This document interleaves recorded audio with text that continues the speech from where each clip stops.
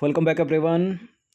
Practice set number 14 पर आ जाइए। UK PSC upper PCS के लिए और प्रैक्टिस करेंगे इसमें हम इंडियन पॉलिटी के प्रश्नों पर।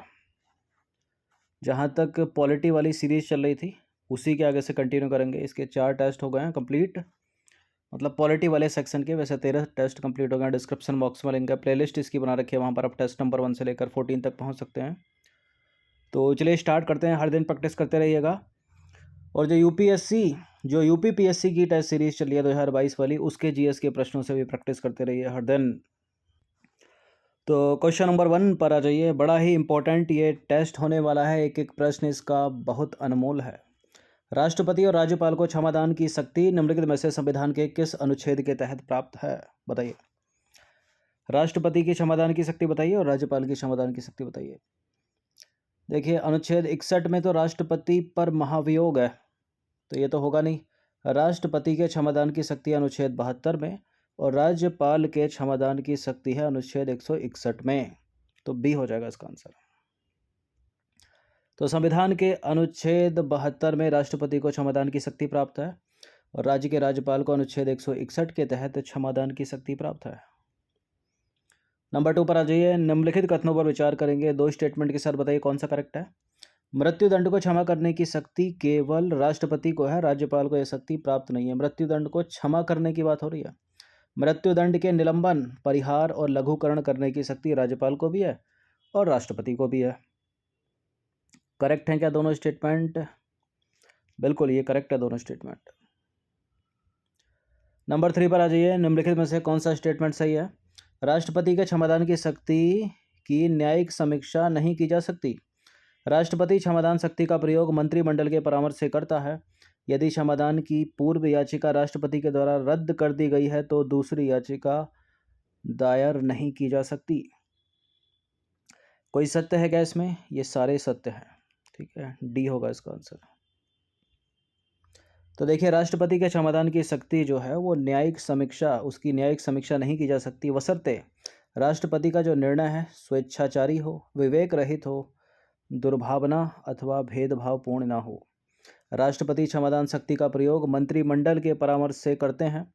यदि क्षमादान की पूर्व याचिका राष्ट्रपति के द्वारा रद्द कर दी गई है तो दूसरी याचिका दायर नहीं की जा सकती। नंबर 4 पर आ जाइए। निम्नलिखित में से कौन सा विधेयक राष्ट्रपति की पूर्व मंजूरी या सिफारिश आवश्यक है? कौन से विधेयक के लिए? देखिए, नए राज्यों के निर्माण या वर्तमान राज्य की सीमाओं में परिवर्तन करने के लिए, धन विधेयक के लिए, ऐसा विधेयक जो सही अर्थों में धन विधेयक नहीं है लेकिन भारत की संचित निधि से व्यय करना पड़ता है। बिल्कुल, नए राज्यों का निर्माण करना हो या वर्तमान राज्यों की सीमाओं में परिवर्तन करना हो तो राष्ट्रपति की पूर्व स्वीकृति या सिफारिश की आवश्यकता होगी। धन विधेयक के मामले में भी है। और ऐसे विधेयक जो सही अर्थों में धन विधेयक ना हो लेकिन भारत की संचित निधि से वो धन निकालता हो वो विधेयक, ठीक है, तो बिल्कुल वो सभी हो गए, उपरोक्त सभी डी। नंबर 5 पर आ जाइए। इनमें से कौन सी राष्ट्रपति की स्वविवेक की शक्ति नहीं है? राष्ट्रपति की स्वविवेक की शक्ति का मतलब है कि वो किसी की सलाह ना ले, ना मंत्रिपरिषद, ना मंत्रिमंडल, ना भारत के प्रधानमंत्री। वैसे तो तीनों में एक ही बात है। तो राष्ट्रपति की स्वविवेक की शक्ति है विधेयक को रोक कर रखना, किसी की सलाह नहीं लेता इसमें। संसद को संदेश भेजना उसकी स्वविवेक की शक्ति है, किसी की सलाह नहीं लेता। विधेयक को आपत्तियों सहित वापस भेजना उसकी स्वविवेक की शक्ति है, किसी की सलाह नहीं लेता। अध्यादेश जारी नहीं कर सकता वो बिना मंत्रिमंडल की सलाह पर। मंत्रिमंडल किसका? प्रधानमंत्री का। तो देखिए, राष्ट्रपति क्षमादान और अध्यादेश, ठीक है, राष्ट्रपति की जो क्षमादान करने की शक्ति है और राष्ट्रपति की जो अध्यादेश जारी करने की शक्ति है वो उसकी स्वविवेक की शक्ति नहीं है, क्योंकि इसका प्रयोग वो मंत्रिमंडल की सलाह पर करता है। राष्ट्रपति को निम्न मामलों में स्वविवेक की शक्तियां प्राप्त हैं। इंपॉर्टेंट है ये प्रश्न पीसीएस के लिए। कौन कौन सी हैं वो? विधेयक को आपत्तियों सहित वापस भेजना, विधेयक को रोक कर रखना, संसद को संदेश भेजना और लोकसभा में किसी दल को बहुमत न मिलने पर प्रधानमंत्री की नियुक्ति करना, लोकसभा को विघटित करना। यदि मंत्रिमंडल ने अपना बहुमत खो दिया है तो मंत्रिमंडल को विघटित कर सकता है वह, यदि सदन में विश्वास मत सिद्ध नहीं कर पाया है तो। नंबर 6 पर आ जाइए। संविधान के अनुच्छेद 143 के तहत राष्ट्रपति उच्चतम न्यायालय से परामर्श मांग सकता है। राष्ट्रपति उच्च न्यायालय से परामर्श मांग सकता है। राष्ट्रपति उच्च और उच्चतम दोनों न्यायालय से परामर्श मांग सकता है। राष्ट्रपति केवल भारत के प्रधानमंत्री से परामर्श मांग सकता है।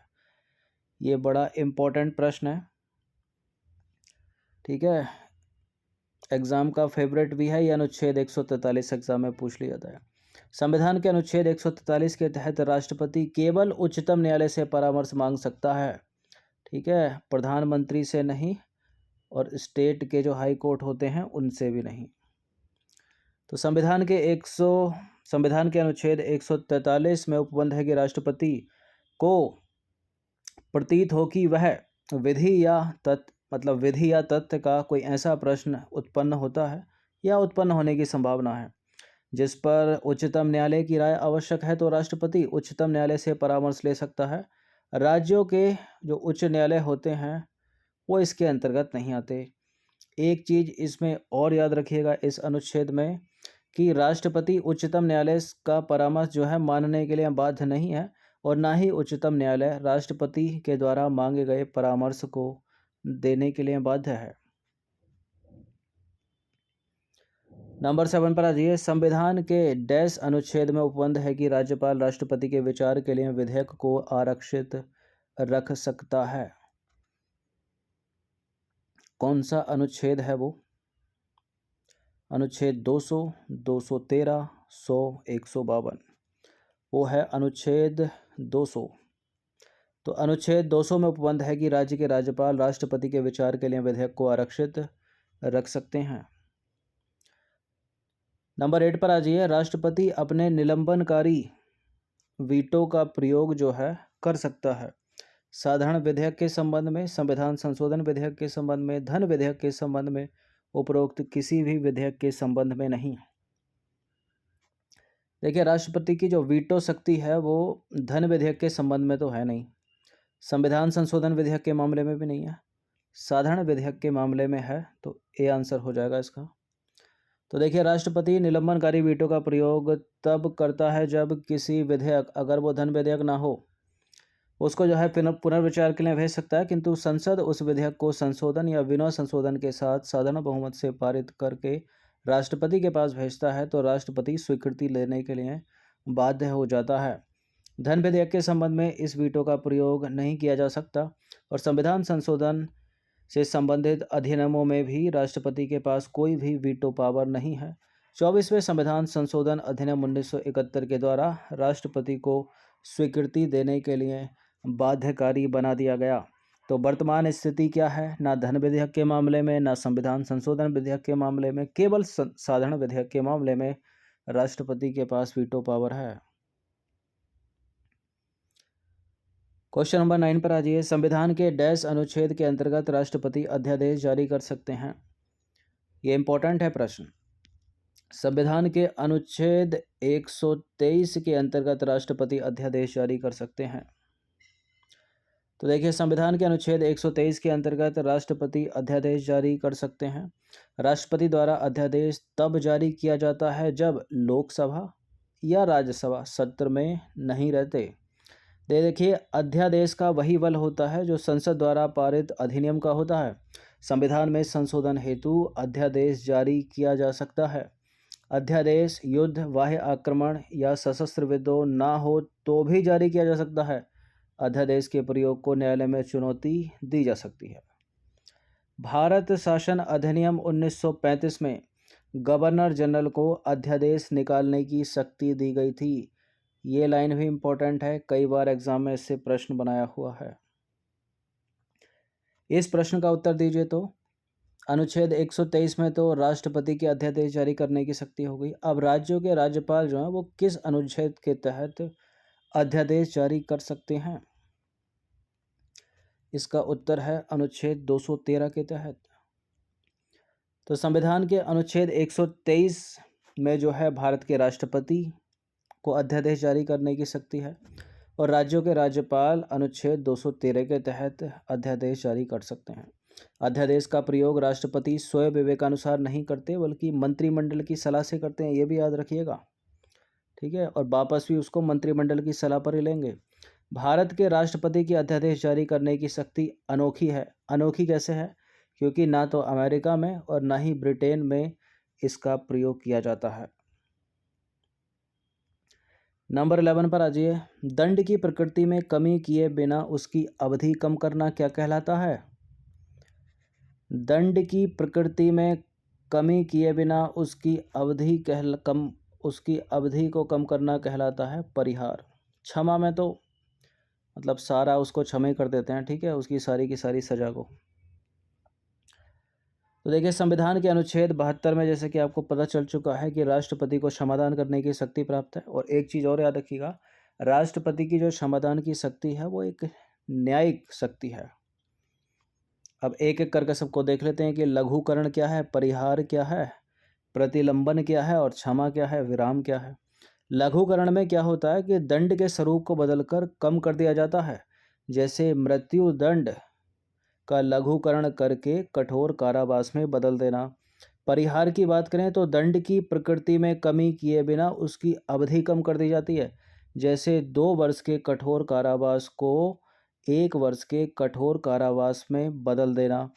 विराम की बात करें तो दोषी को मूल रूप में दी गई जो सज़ा है उसको किसी विशेष परिस्थिति में कम कर दिया जाता है, जैसे कोई महिला जो है गर्भवती है तो उस दौरान, ठीक है, कुछ समय के लिए विराम लगा देना। और प्रतिलंबन क्या होता है? प्रतिलंबन में किसी दंड, विशेषकर मृत्यु दंड पर जो है अस्थायी रोक लगा दी जाती है कुछ समय के लिए। और क्षमा में तो दोषी को सभी दंडों से, दंडादेशों से और निर्हरताओं से पूरी तरह से मुक्त कर दिया जाता है। नंबर 12 पर आ जाइए। निम्नलिखित में से कौन सा कथन सही सुमेलित है? संविधान का प्रावधान अनुच्छेद। संघ की कार्यपालिका शक्ति का विस्तार अनुच्छेद 73 में।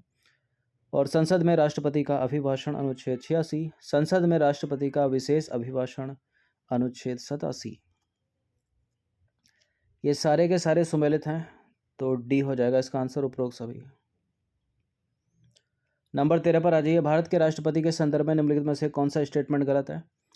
देखिए, राष्ट्रपति राज्यसभा और लोकसभा की बैठक बुला सकते हैं, राज्यसभा और लोकसभा की संयुक्त बैठक बुला सकते हैं, राज्यसभा और लोकसभा के संयुक्त बैठक की अध्यक्षता करते हैं। उपरोक्त सभी कथन सत्य हैं। देखिए, सारे कथन तो सत्य नहीं है, क्योंकि भारत के राष्ट्रपति राज्यसभा और लोकसभा की बैठक बुला सकते हैं, संयुक्त बैठक बुला सकते हैं, लेकिन एक बार संयुक्त बैठक आ जाएगी तो उसकी अध्यक्षता लोकसभा के स्पीकर करते हैं, ठीक है, गलत है सी वाला स्टेटमेंट। तो यही सही होगा अपना आंसर। तो संविधान के अनुच्छेद 108 में अनुच्छेद भी याद रखिएगा, इंपॉर्टेंट है। उपबंध है कि राष्ट्रपति कुछ दशाओं में दोनों सदनों का संयुक्त अधिवेशन बुला सकते हैं, किंतु इसकी अध्यक्षता लोकसभा अध्यक्ष के द्वारा की जाती है, न कि राष्ट्रपति के द्वारा। और अनुच्छेद 85 में उपबंध है कि राष्ट्रपति समय समय पर संसद के प्रत्येक सदन की बैठक बुला सकते हैं। नंबर 14 पर आ जाइए। भारत के राष्ट्रपति लोकसभा या राज्यसभा या दोनों सदनों को विघटित कर सकते हैं, लोकसभा या राज्यसभा या दोनों सदनों का सत्रावसान कर सकते हैं, संसद की बैठक को कुछ घंटे, कुछ दिन, कुछ सप्ताह या अनिश्चित काल के लिए स्थगित कर सकते हैं, राज्यसभा के 1/3 सदस्यों की सेवानिवृत्ति कर सकते हैं। देखिए, जैसा कि आपको जो इसका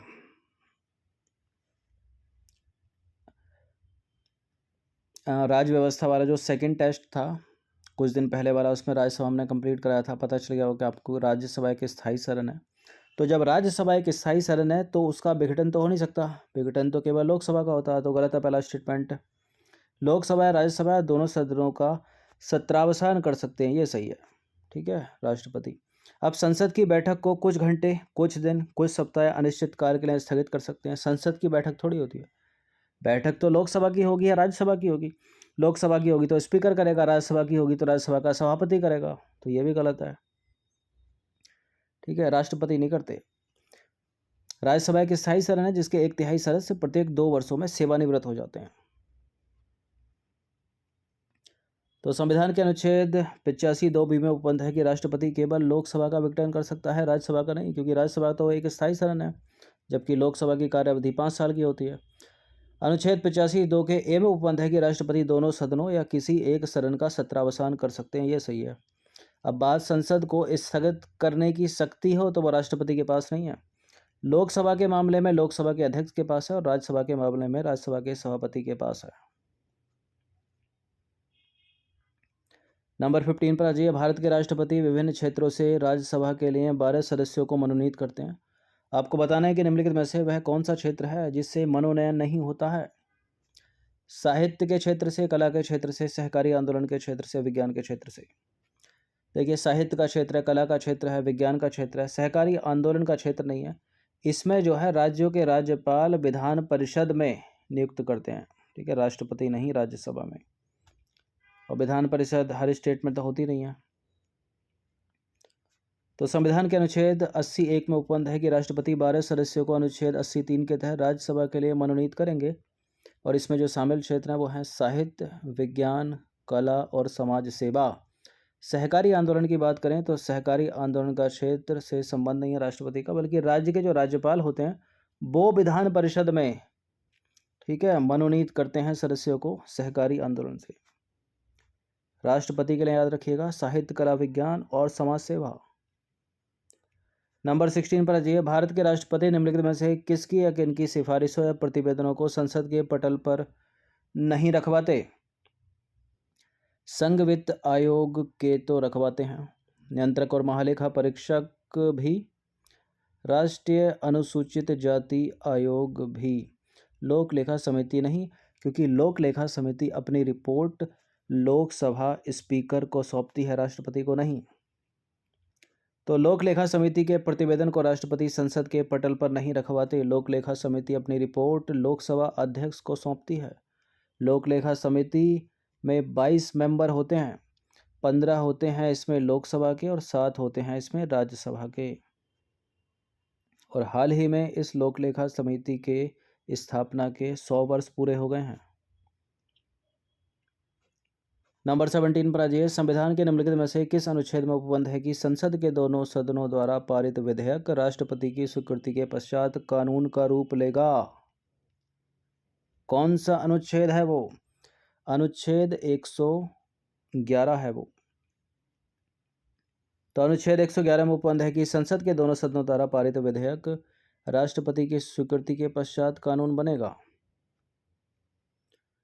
नंबर 18 पर आ जाइए। निम्नलिखित कथनों पर विचार करेंगे, दो स्टेटमेंट के साथ बताइए कौन सा करेक्ट है। भारत का राष्ट्रपति संसद का भाग है और संसद द्वारा पारित विधेयक राष्ट्रपति की स्वीकृति के बिना कानून नहीं बन सकता। देखिए, संसद के 3 अंग हैं, एक है राज्यसभा, लोकसभा और तीसरा है राष्ट्रपति, ठीक है। मान लीजिए कोई लॉ यहाँ आया तो इसने पारित किया, दोनों तरफ पारित हो गया तो यहाँ साइन हो गए तो कानून बन गया। तो संविधान के अनुच्छेद 79 में उपबंध है कि भारत की संसद लोकसभा, राज्यसभा और राष्ट्रपति से मिलकर बनेगी। और ये अनुच्छेद भी याद रखिएगा, अलग से प्रश्न पूछे भी गए एग्जाम में कि निम्नलिखित में से किस अनुच्छेद में उपबंध है कि भारत की संसद लोकसभा, राज्यसभा और राष्ट्रपति से मिलकर बनेगी। तो 79 में। नंबर 19 पर आ जाइए। भारत के राष्ट्रपति के प्राधिकार हैं वास्तविक और लोकप्रिय, औपचारिक और विधिक, संवैधानिक और नाममात्र। देखिए, भारत का जो संविधान है राष्ट्रपति को कार्यपालिका संबंधी अधिकार प्रदान करता है, ठीक है। सारी कार्यपालिका जो शक्तियां हैं वो राष्ट्रपति के नाम से चलती हैं और राष्ट्रपति एक नाम मात्र का प्रधान है, क्योंकि रियल मतलब वास्तविक मुखिया कौन है? प्रधानमंत्री, ठीक है। मतलब रियल हेड तो प्रधानमंत्री है ना, नॉमिनल हेड हो गया ये राष्ट्रपति। तो नाम मात्र सही है, संवैधानिक है, ये सही हो जाएगा। वास्तविक हो नहीं सकता तो इसको एलिमिनेट कर दीजिए। औपचारिक है, विधिक है, तो बी भी सही है, तो बी सी हो जाएगा, डी। तो भारत का संविधान राष्ट्रपति को संवैधानिक और नाममात्र तथा औपचारिक और विधिक अधिकार प्रदान करता है, ठीक है। और वास्तविक मुखिया प्रधानमंत्री यानी मंत्रिमंडल। तो देखिए, संविधान के अनुच्छेद 77(1) में उपबंध है कि भारत सरकार कार्यपालिका के समस्त कार्य राष्ट्रपति के नाम से किए जाएंगे, किंतु कार्यपालिका शक्ति का वास्तविक प्रयोग मंत्रिपरिषद द्वारा किया जाता है। और संविधान के अनुच्छेद 74(1) में उपबंध है कि राष्ट्रपति मंत्रिपरिषद की सलाह पर कार्य करेगा। और मंत्रिपरिषद किसकी? प्रधानमंत्री की। नंबर 20 पर आ जाइए और देखते भी होंगे वर्तमान में स्थिति क्या है।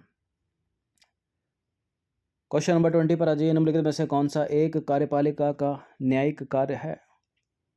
विधेयकों को पास कराना या करना, ये तो एक विधिक कार्य हो गया। राष्ट्रपति पर महाभियोग एक अर्ध न्यायिक प्रक्रिया है। यहाँ न्यायिक कार्य की बात हो गई, ये भी गलत, ये भी गलत। उन व्यक्तियों को दंड से निलंबन दिलाना जिन्हें मृत्यु दंड की सजा अधिनिर्णित हो गई हो, ये सही है, डी। तो संविधान का अनुच्छेद 72 राष्ट्रपति को क्षमादान की शक्ति प्रदान करता है और राष्ट्रपति की यह क्षमादान की शक्ति न्यायिक शक्ति है, इंपॉर्टेंट है, याद रखिएगा। और विधेयकों को पास कराना राष्ट्रपति की विधायी शक्ति हो गई। और संविधान के अनुच्छेद 61 में राष्ट्रपति पर महाभियोग चलाया जाता है, ये आपको याद रखना है, जो कि संसद की एक अर्ध न्यायिक प्रक्रिया है। ठीक है, तो राष्ट्रपति पर महाभियोग एक अर्ध न्यायिक प्रक्रिया हो गई और राष्ट्रपति की क्षमादान की शक्ति अनुच्छेद 72 एक न्यायिक प्रक्रिया हो गई और राष्ट्रपति का विधेयकों को पास करना एक विधिक या विधायिक शक्ति हो गई उसकी। तो ये बड़े ही इंपॉर्टेंट इंडियन पॉलिटी के 20 प्रश्न थे। बहुत सारे क्वेश्चन बहुत सारे एग्जाम में इनसे बनते आए हैं, बनते रहेंगे।